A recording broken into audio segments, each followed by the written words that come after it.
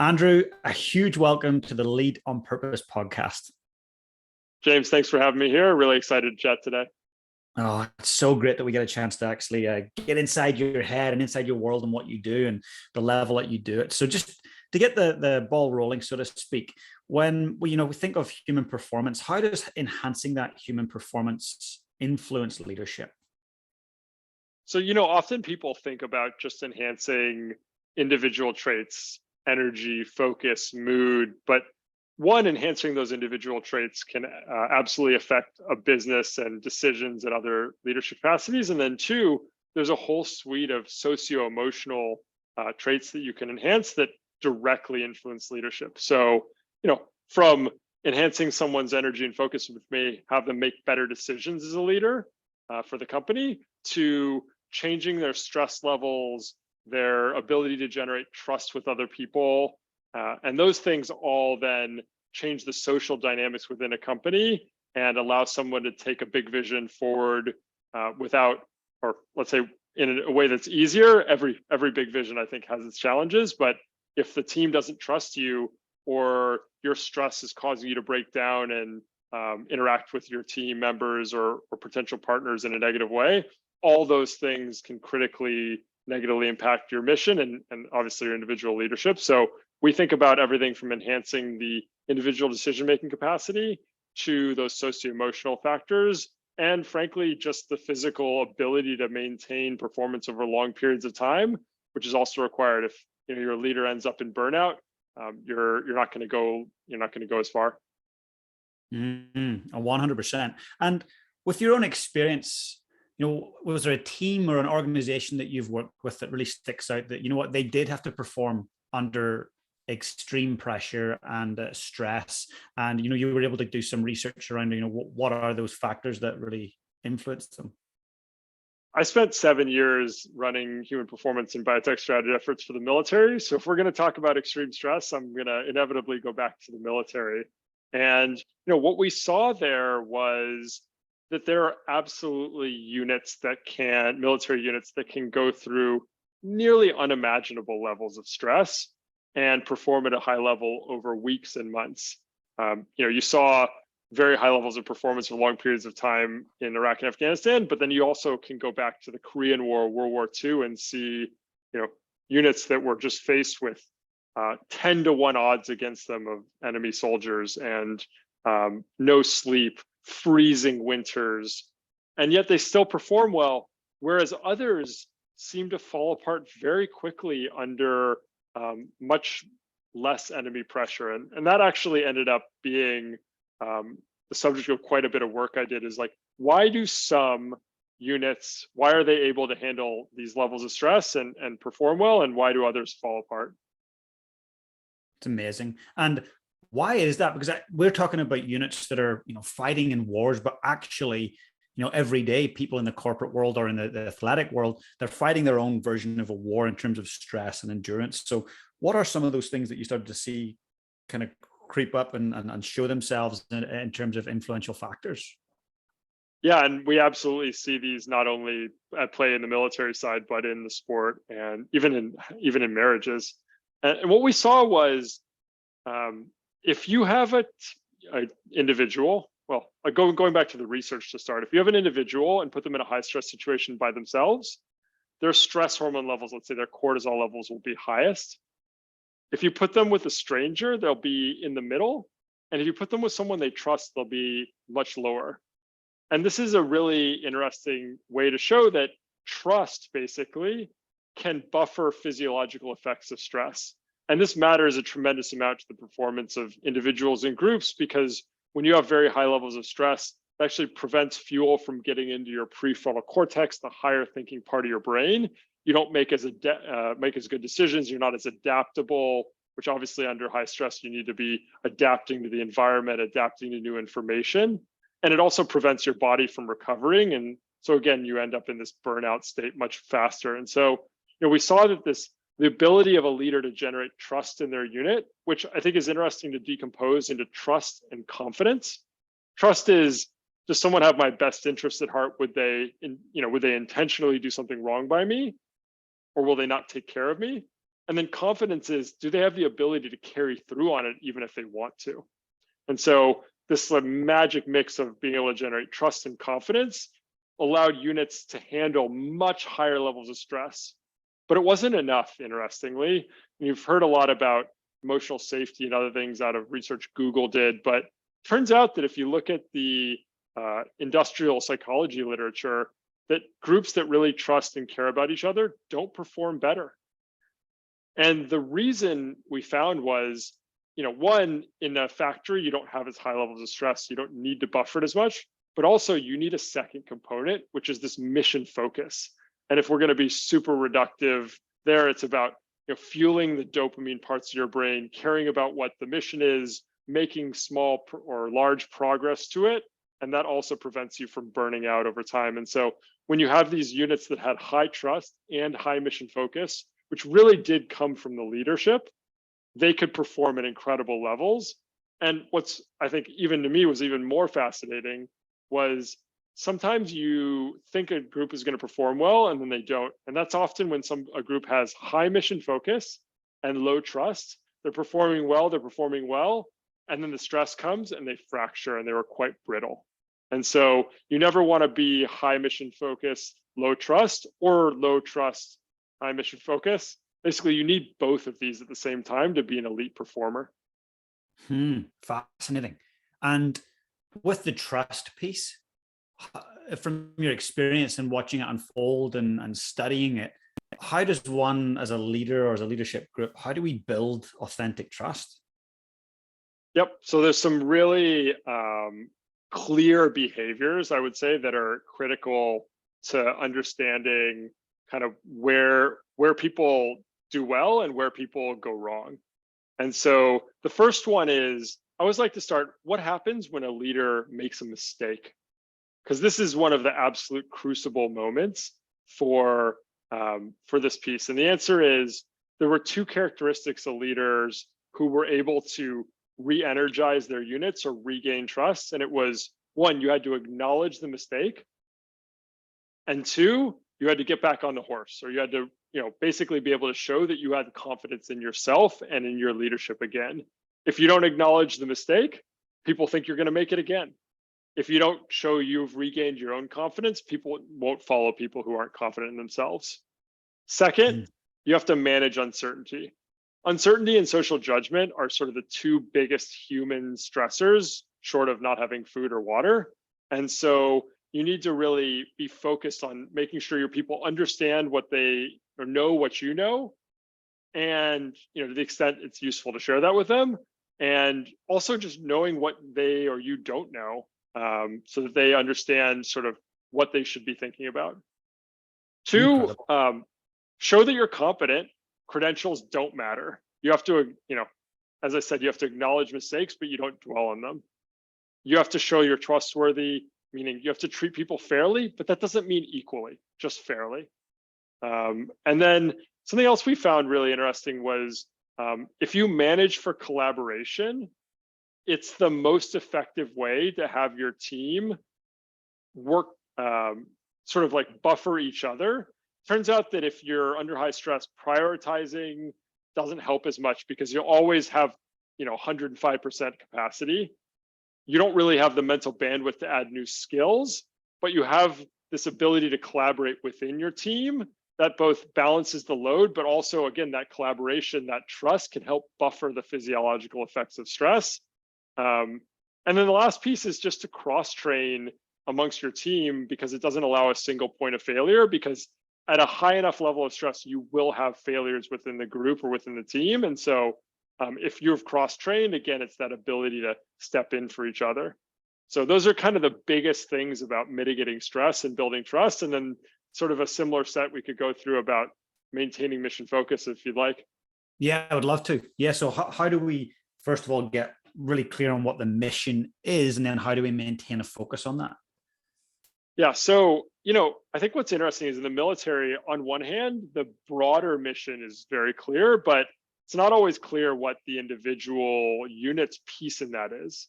And so in the military, they have a concept taken from the German Auftragstaktik, which we translate in the US as mission command. And that's this idea of tell people what needs to be achieved, not how to do it. I think we all recognize this is sort of the opposite of micromanagement. And so, identifying what's your part of the mission is the first part. And then from there, how do we show that we care about the mission? Well, first, you have to, as a leader, show you prioritize it over yourself. You have to be making sacrifices. And in military parlance, you can't let the BS roll downhill, meaning you can't just let all the grunt work fall on your subordinates. You have to show that you're willing to take your part. Second piece is you have to show that you prioritize the team over yourself. And so it's not just the mission, but also, do you respect your subordinates? Do you share rewards fairly? Again, fairly doesn't mean equally, but if you're not sharing those rewards, you clearly don't care about the team over yourself. And then you have to enable your team to see progress, which means designing projects or missions for interim success, making the impact visible. I was talking to a US Marine commander who mentioned something really fascinating to me once. He said, he was there flying, he was an aviation unit, and they were flying supplies into Haiti where there'd been a horrible earthquake. And he basically said he had pilots who would, fly the planes and deliver the supplies. They flew over the country and saw the horrible devastation. Their part in the mission was clear. The second piece was he had maintainers, people who would fix the planes so they could keep flying. And their part in the mission was very clear as well, because if the plane isn't flying and you fix it, it's flying, you have quite immediate reward. And they did really well and they were focused. But there were a third group, which was the people who calibrated the tools, for the people who fixed the planes, for the people who flew the planes. And they were quite disconnected from the mission. And he said he could never get them to stay focused for more than 4 to 6 weeks at a time. And they would just become, sort of like lackadaisical. They'd make more mistakes. And what he realized he had to do was every 3 weeks or so, he would put them on the planes to go fly in, see the devastation, unload the supplies, come back, and they would be refreshed because they would be reconnected to the mission, even though their job wasn't as directly tied in. And so that idea of letting people see progress, seeing how what they're doing matters, is just so critical, because if our brains expect a dopamine hit or expect a reward, we don't get the same amount of dopamine released time after time. It's only when there's an unexpected reward or when you see some new progress that you get it released. And so you really need over time to just key people into seeing that progress in the mission. That's really powerful. Thank you for sharing that. And when we think of stress, I guess the opposite of when I think of that is that we're well, there's a sense of wellness and well-being. Is there a one-size-fits-all approach to well-being and wellness? From our standpoint, there is no test or measure or battery of tests that you put together that can tell you exactly what will work for your mind, your body, your goals, your lifestyle. And it's because humans are quite different. And so we shouldn't expect that the same things would work for each other. And so the work we do is all focused around running experiments to help you identify what works best for you. We have clients who are absolutely flourishing on ketogenic diets, vegetarian diets, eating more frequently, eating one meal a day. The variation is really quite surprising. But if you look around you and you see how different people are mentally and physically, some are taller, some are shorter, it's not surprising that physiologically we'll respond differently. And so, everything we do, we design around a concept we call an experiment journey, because it's not just we run an experiment and then another one.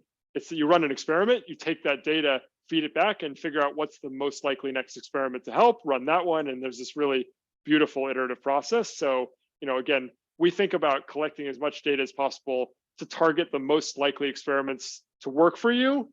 But there's never a failed experiment, because even when an intervention doesn't work, we've learned something about your body.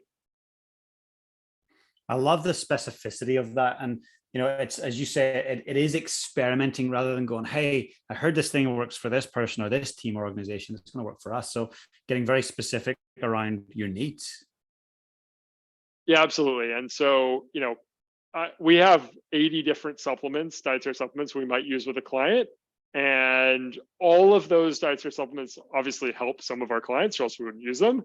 And all of them are also bad for some of our clients. And so again, people ask, well, what about multivitamins? And I always reflect that in long-term research studies, multivitamins do not make people live longer. But I do believe that in many cases, somebody might be benefiting from something in a multivitamin, which means that there's something else in there balancing out, hurting them. So, if you're doing 100 things and you haven't run the experiment to see if they're helping or hurting, you may actually be doing some that are helping and some that are detracting. And you end up then very quickly in a situation where you can't get to that optimal. And that could be whether it's, athletic performance, it could be, for your work, could be, optimal mood for spending time with your kids. And how does a person figure out what they do need? What kind of process are you able to take them through to go, hey, I'm deficient in this, or I need more of this, I need to avoid this? What does that process look like? Sure. So we start with, as I mentioned, collecting a lot of data. So, we run a very high-end performance optimization coaching program. And, the way we think about it is let's collect all the data first. And that's lab, wearable, and interview data. We spend at least 90 minutes with a client because we want to go deep on their goals, their lifestyle, family history, sort of all these factors. And then we synthesize all three of those data sets to say, okay, based on the client's goals, here's what we think is most likely going on. So is your challenge with energy in the afternoon driven by blood sugar or inflammation? Is it driven by stress hormone levels in the morning that are preventing your brain from getting fuel in?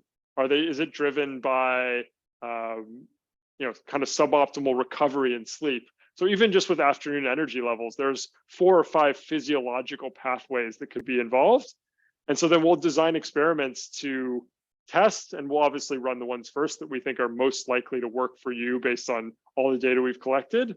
And then, we'll think about not only customizing to your body, your goals, but also your lifestyle. Our clients are busy business executives, elite athletes, even frankly, people staying at home taking care of kids. If you're staying home taking care of 2 or 3 kids, it's a full-time plus job. So, basically run them through that. And then we want to look at all the tools that might help. So we think about nutrition, supplements, meditation, breath work, sleep, light, temperature, exercise, recovery, sort of all these tools that work for some people. And, again, just do that triple customization, your body, your goals, your lifestyle, run those experiments to figure out where we put you, and then use the data from every experiment to feedback so we know where to go next.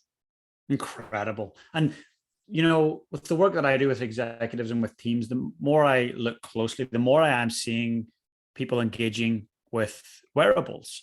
And I'll often ask them, oh, tell me about that. What's that for? What does it measure? What do you do with that data? And sometimes it's like, hey, I seen this thing that came up on Instagram. It said it's going to help me perform better because it's going to help me manage my sleep. But actually, they're not really using the data to help them. So what's your thoughts on wearables? What should we be looking at, and what should we be considering using, and why would we use it? Yeah, I see a lot of what you described as well, which is people have a wearable. It tells them they slept well, but they kind of know they slept well that night, or it tells them they slept poorly and they really know they slept poorly that night. And even in the worst case scenario, some people will note that like, oh, it says I didn't sleep well, then they feel worse about themselves. But where they can be really valuable is you can't tell the difference between 5% better sleep or maybe even 10%. And so where they can be really valuable is, back to the experiment approach, running experiments and seeing if it improved REM sleep versus deep sleep. Did it help you fall asleep faster? And getting objective data for those experiments can be really beautiful, as well as we don't just use them for sleep tracking. The major ones here in the US, Whoop and Aura, both do heart rate variability, which is a measure of how much activity there is in your sympathetic nervous system, kind of the fight or flight system, which that can also tell us about stress levels and recovery. So we really love to use them as a way to measure the effects of experiments. And then, from there, they can tell us where to go next. But without doing that, you just kind of end up learning something you already knew and, maybe getting recommendations that are quite generic. 100%. And that's why, like, personally, I've been reluctant to embrace a lot of that technology, because when I have the information, I think, well, what do I do with this? And, I've got to be managing and measuring what really matters to me, but then also having a bit of a strategy to, hey, I've got to move forward and make these adjustments. So how could say the non-athlete, the non-elite forces person really benefit from this work? Well, I think, the beauty of what we're doing is we have a long-term strategy where we collect this really dense and high fidelity data around our clients. And it's the first data set in the history of the world that'll have dozens of experiments per person over, as we grow, thousands of people, and really rich blood work and wearable data and self-report. So we will be building AI coaches over the next couple of years that can allow this to, go to people who can't afford the level of coaching we do now.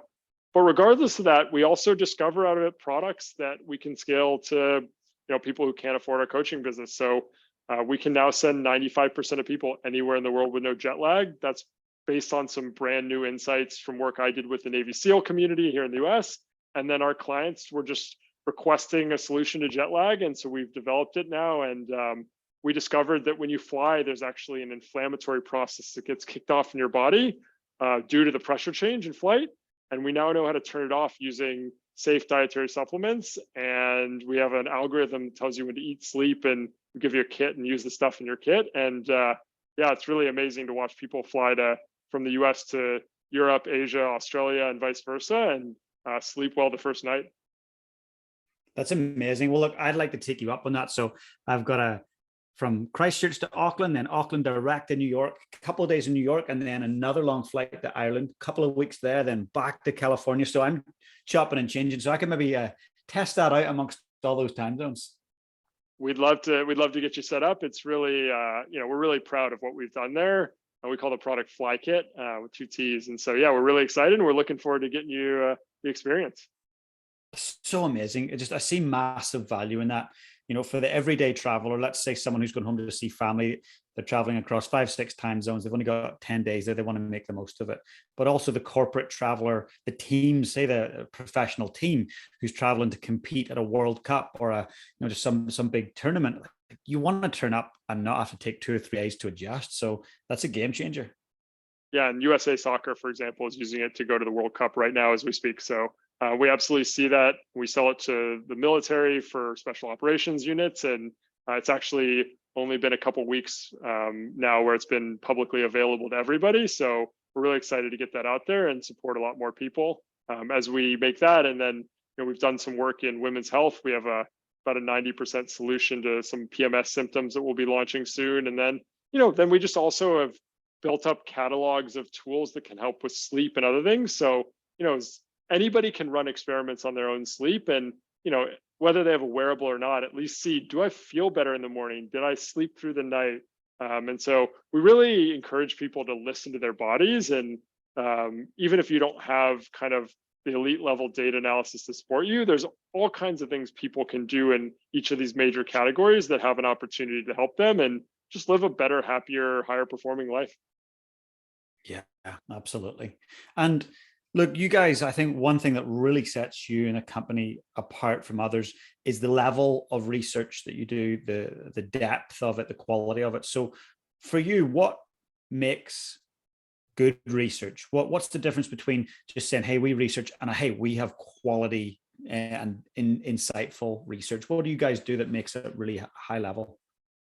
I think what's really special about us is everything we do is applied.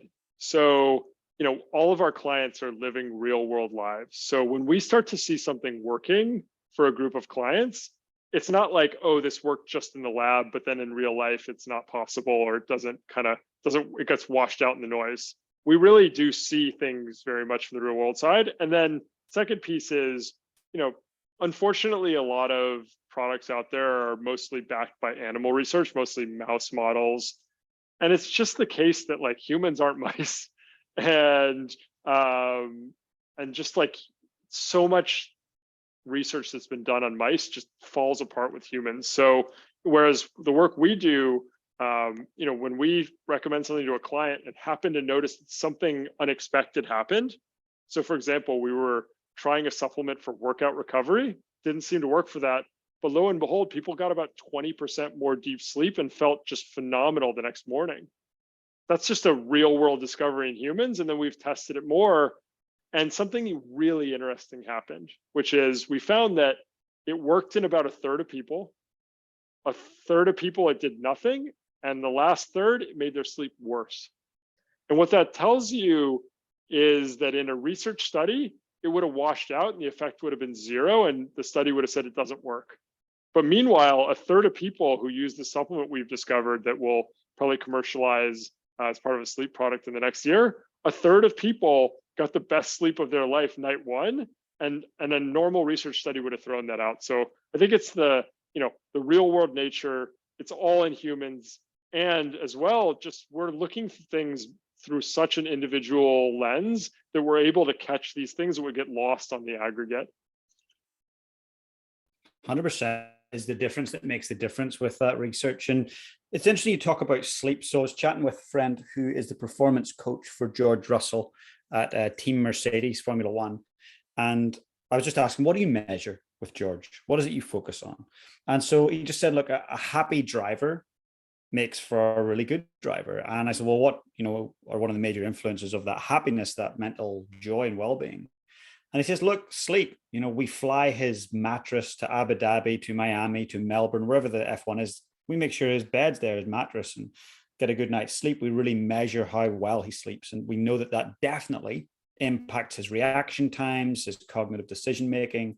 So for you, Andrew, if there was only one thing that a listener was going to measure, just one thing that could make a notable difference in their joy, their happiness, their well-being, what do you think that one thing should be?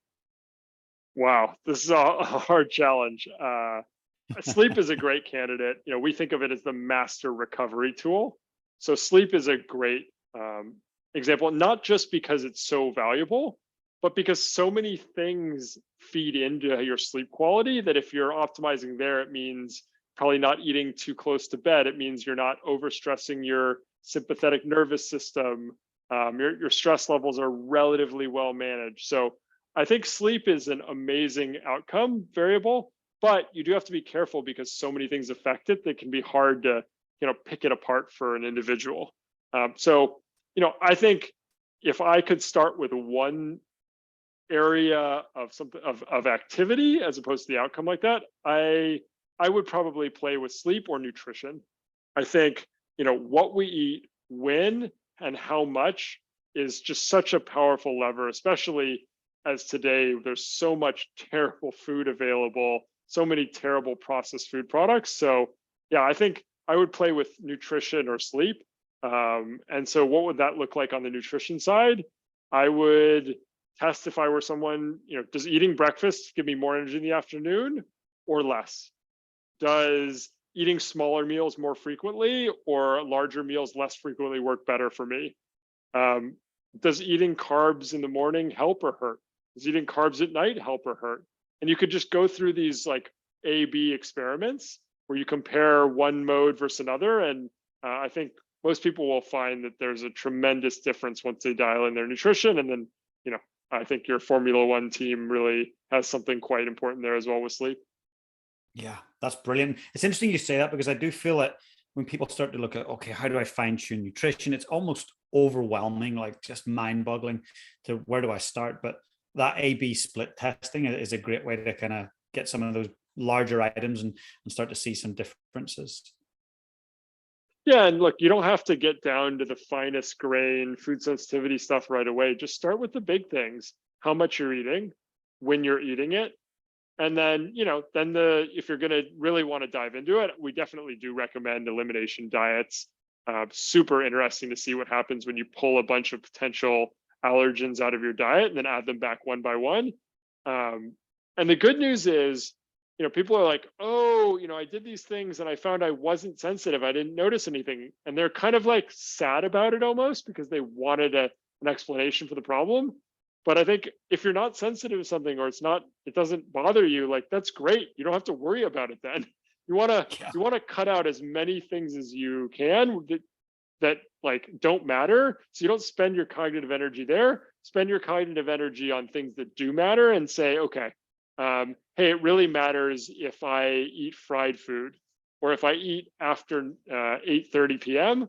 Good, then you can optimize against those. And just because you find that those things help you doesn't mean you have to do it every day, but at least and then you can make choices, really informed choices about your performance. Say, hey, I'm giving a big presentation tomorrow to the board of directors.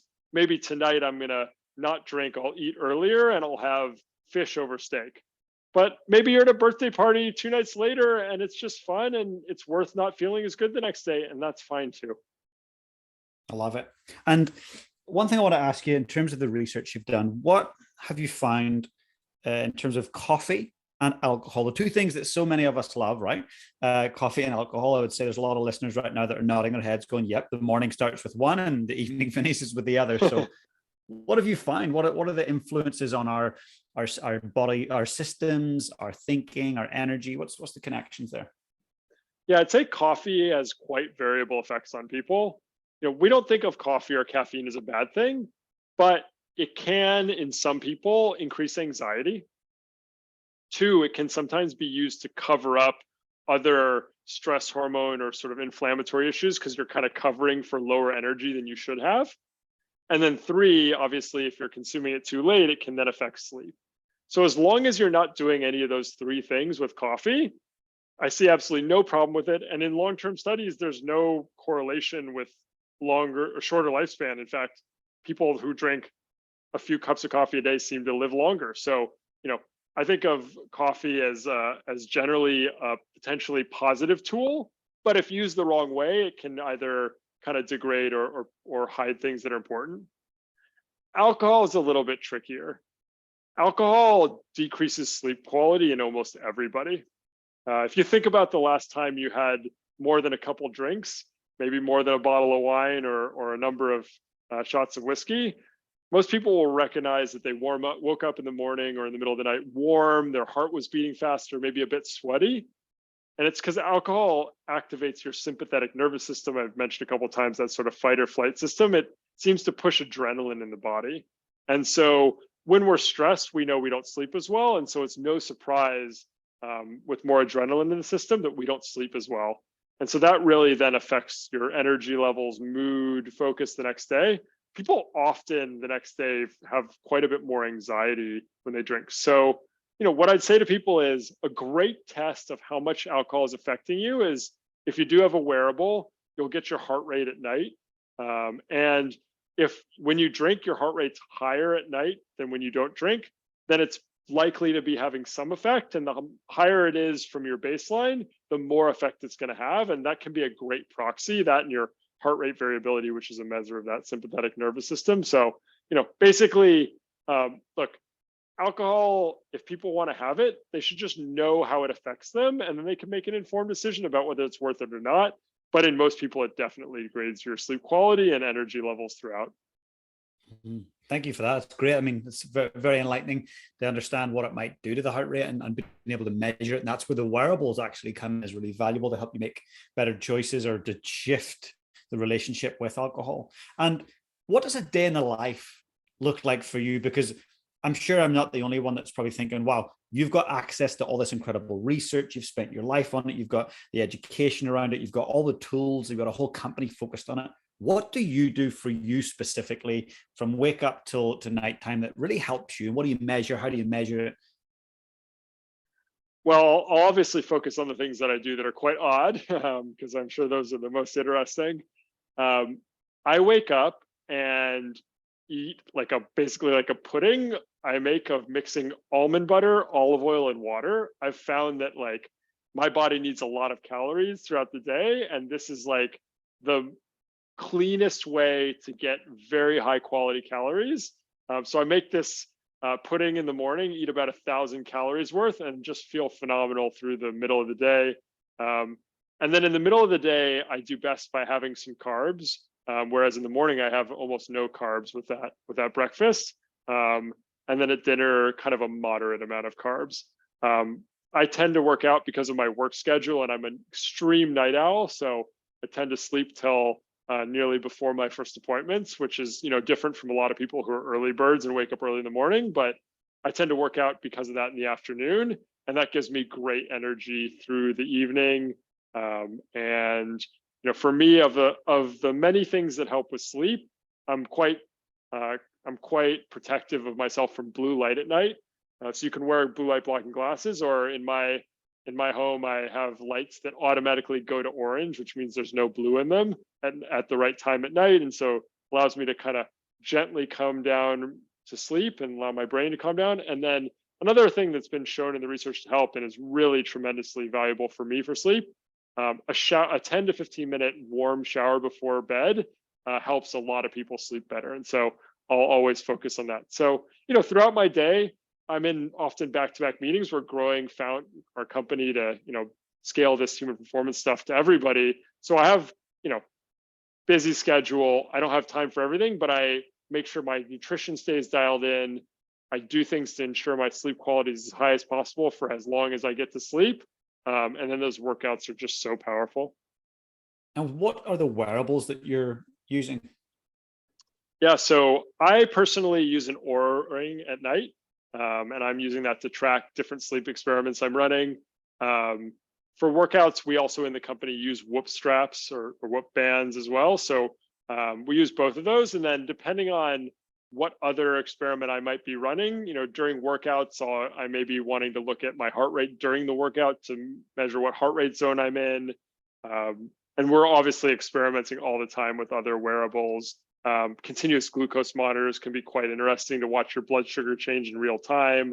Done many experiments with those as well. So again, just a tremendous number of tools out there. And again, as long as you're running them, using them to measure experiments, then can be very valuable. And in terms of hydration, what's been the study and the research, the feedback that you've had around the optimal hydration and how that affects our performance and decision making? Yeah, it really depends whether we're talking about for an athlete or for a normal person.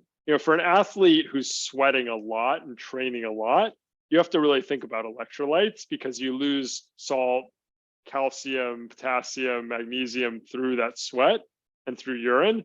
But for a normal person who's not sweating that much, electrolytes aren't nearly as important. And there it's just about the amount of water you're getting. And because you're getting plenty of electrolytes through food if you're not sweating a ton of them out. So, the first piece is how much water or liquid are you getting?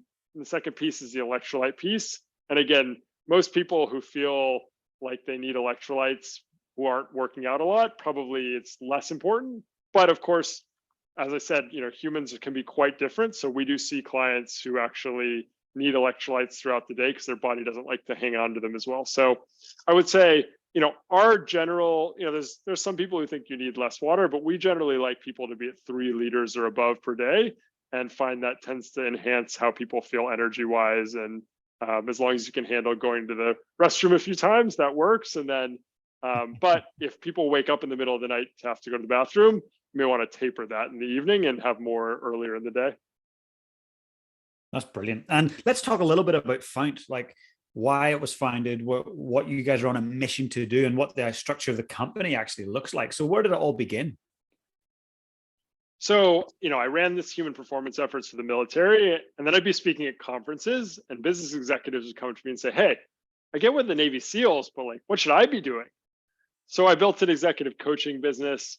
And the big conclusion from those 2 work periods of my life was, one, if you can find the truly customized program that's optimal for an individual, you can drive incredible results. But 2, as I've already mentioned, there's no test, there's no way to predict it exactly for a person today. And so, you have to have some sort of elite coaching to do it, but of course that doesn't scale. And so when we looked at this, we said, what are the options to scale this so we can make this available to more people?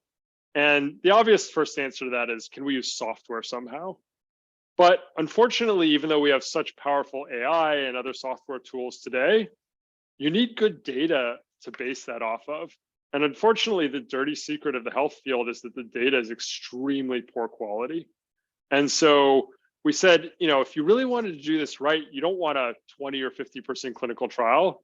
You want thousands. You don't want one experiment per person.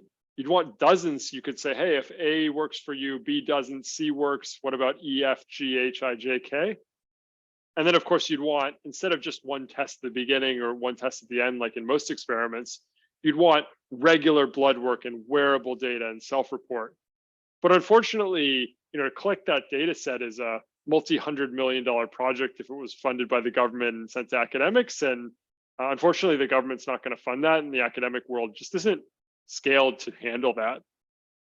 But we realized that in our coaching business, we were already collecting this incredible high fidelity data set. And so from there, we said, if we can scale this coaching up and deliver world-class programs so people not only get great results, but we collect this incredibly high fidelity data, we can use that to build AI coaches that can scale this to millions of people. And so that's what we're doing at Fount. We are building the highest fidelity data set in the history of healthcare, just as we help our clients navigate their performance every day at the highest level. And the cool thing is we never have to sell that data. We just use it to build these AI coaches. So the people who do it now and who are participating now, they're actually helping make this available to people who couldn't afford it to the rest of the world. And so we've built Fount to scale up the coaching business and build these AI coaches. So what is today only available to executives and professional athletes will be available instead of for thousands of dollars a month for 20 or 30 bucks a month. And then along the way, we discover really cool things like our FlyKit jet lag product, this work we're doing in women's health, these brand new supplements for sleep, and we'll just continue to make these products available to general consumers as we move forward as well. It's incredible. Like honestly, it's inspiring what you're doing and the rate at what you're doing it. So what are the risks in that industry? Because obviously there's lots of regulations when you're dealing with people's health and data. What are the big risks and challenges that you're facing at this point? Yeah, so because we're not medical doctors, we can't make medical diagnoses or give advice on prescription and other things. So, there's things we would love to do for our clients that we are just lines we don't cross. So we stay on the nutrition, supplements, meditation, sleep, that side of the fence there, and for wellness factors and not for, medical conditions. So, we definitely want to always be smart about that. And then look, we just want to make sure what we're doing is safe for our clients and helping them not only in the short term, but in the long term. And that's one of the reasons I really love that we get regular blood work on our clients, is because there are things that will make you feel better, but push your blood work in the wrong direction, especially your cholesterol and lipid levels. We see that not infrequently. And so the beauty of what we do, though, is if it's happening, we can see it and reverse it or find a second solution that allows you to feel better and have kind of your longevity markers where you want them. So, I think it's really about making sure you optimize for the short and long term. And then, from our standpoint, from a regulatory standpoint, being very clear that we're not doctors and we don't, this is not medical advice, but we're just helping people optimize. And I think it's good enough for us to help people optimize their energy, focus, mood, sleep, gut health, longevity, fertility, all those factors, that people end up pretty happy with that. Yeah, oh, massively. It's a very different life when you can start to see big improvements on those things. So the meditation thing really interests me. I've been meditating for, I don't know, maybe 7-8 years.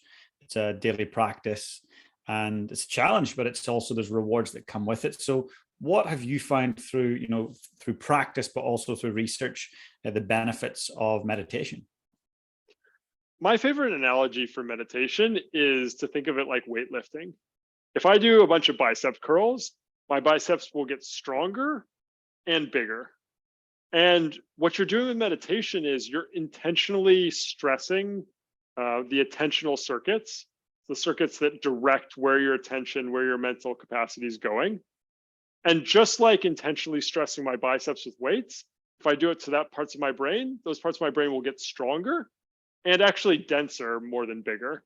And so you can actually see in functional MRI imaging, parts of the brain in people who are meditating a lot get denser, new connections in different pathways. And so basically meditation allows you to optimize being able to control your attention, which in some people means they can focus on work longer. In other people, it means you don't go to anxiety, places with high anxiety in your mind. And so it can help with stress levels, anxiety, focus, mood, a number of different factors.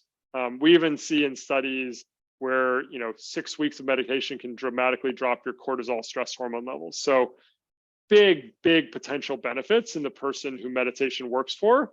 We also see some people who don't do as well with meditation do better with breath work, for example. And again, there's not one that's better or worse. It's just about what works for you. And then I guess one other little tidbit that I find really fascinating. Most meditations people start with are what's called focused attention meditation. You could be focusing on your breath or let's say one stimulus. and just really, if your mind wanders, you bring it back. And in studies, that shows that right after you do that, you have this, increased ability to focus on what you're working on. But interestingly, if you do another type of meditation called open monitoring, which is instead of focusing on one element, don't focus on anything and take in all the information. And if your mind kind of falls and crashes down into one area, then expand it back again. And open monitoring meditation has actually been shown to increase creativity in the hour after you do it. And so we find pretty cool to be able to enhance people's creativity as well as just their focus. I love it. And for me, meditation is like a twice a day thing. It's in the morning, which is usually quite brief, and then it's in the evening, which is more lengthy. So have you found any feedback around doing it more frequently and in benefits, or even short, sharp bursts throughout the day? Is there anything there of interest? Yeah, so we did a review of over 1,000 meditation studies internally, and we found two things. One, for the hour after you meditate, you get benefits even from as little as 8 minutes in studies. So you can really do something quite short, less than 10 minutes, and get benefits. And then second, across many, many studies, you get not just those short-term benefits, but long-term benefits from even 3 20-minute sessions a week. So if Monday, Wednesday, Friday, or pick any 3 days, you can get 20 minutes in. You'll start to change the structure of your brain over time, over a series of weeks, and just get tremendous benefits. And the other reason I love 20 minutes as an amount of time is because if you have a 30-minute block on your calendar, and you block that off for meditation, but maybe you want to go to the bathroom, you got a phone call to finish, you want to grab some food afterwards, you can still usually grab 20 minutes out of that 30-minute block and really just get tremendous benefits from it. So as little as 8 minutes if you want the benefits right after, and then if you want those long-term benefits, that 20 minutes 3 times a week appears to be a really tremendous kind of protocol. I love it. Honestly, what you've shared so far, Andrew, is just so valuable. And I know that well-being and thriving and flourishing, it's such a big focus for a lot of our listeners, not only those who are on the sports field, but those who are running day-to-day life and being parents and showing up at work and leading others. So there's those stresses that we've got to try and manage so that we can enjoy our downtime. We can go on holiday and be present, and we can feel good physically, spiritually, mentally. So what you've shared has been absolutely incredible. And I'm going to make sure that we put in the show notes a link where people can go and check out your incredible company, all your offerings. And you're truly a global company. What you're doing is incredible. And I love this idea of being able to travel and not have to worry about jet lag. I spent, I think 1 year I was on 130 planes or 140 planes and constantly traveling. And I felt terrible. I was constantly groggy. I wasn't able to think for longer than a few minutes, but having a product like this would have changed my whole experience of life. So thanks for putting the time into it. I'm looking forward to checking it out. But before we wrap up, I wanted to ask you a question, actually 2 questions. The first is, when you think of leadership, what comes to mind? I can't get away from the work we did with the military, where we really saw the impact of trust and mission focus. So when I think of leadership, and when I think about my own leadership running Fount, my goal is to create a culture internally in the company where I can generate that trust, and people not only trust me, but also trust each other.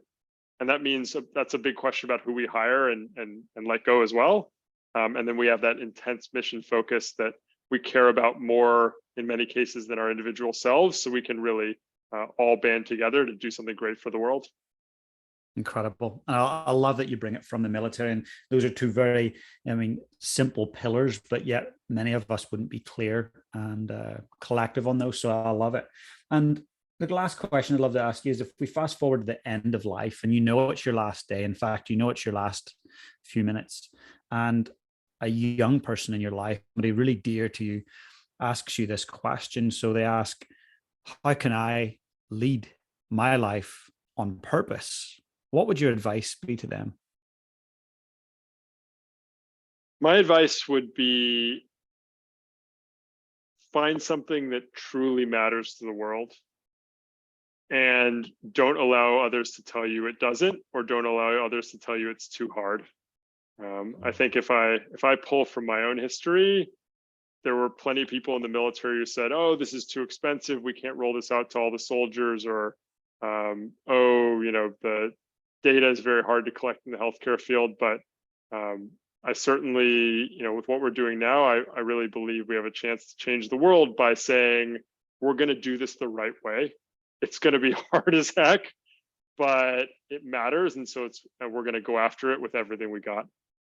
Incredible. I love it. And it really comes from a place of doing and a place of knowing. You're walking that walk right now. So, Andrea, that's amazing. I just want to say a heartfelt thank you for taking the time to share what you're doing and passionately share it. So I have no doubt that our paths will cross again. And I'm going to be engaging in your products as you continue to expand your range as well. So a massive thank you, and I wish you nothing but the best.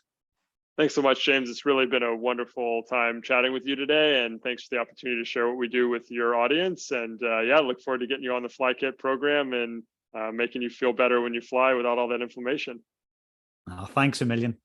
Hey guys, if you enjoyed the content today, please smash that subscribe button below. And if you want to become part of my community, I've got an amazing free Facebook group. Please come and join us. The link is in the description below. And also, if you've got any questions about today's session, I'd love to know. Just comment below and I'll be sure to get back to you guys. Have the most amazing day.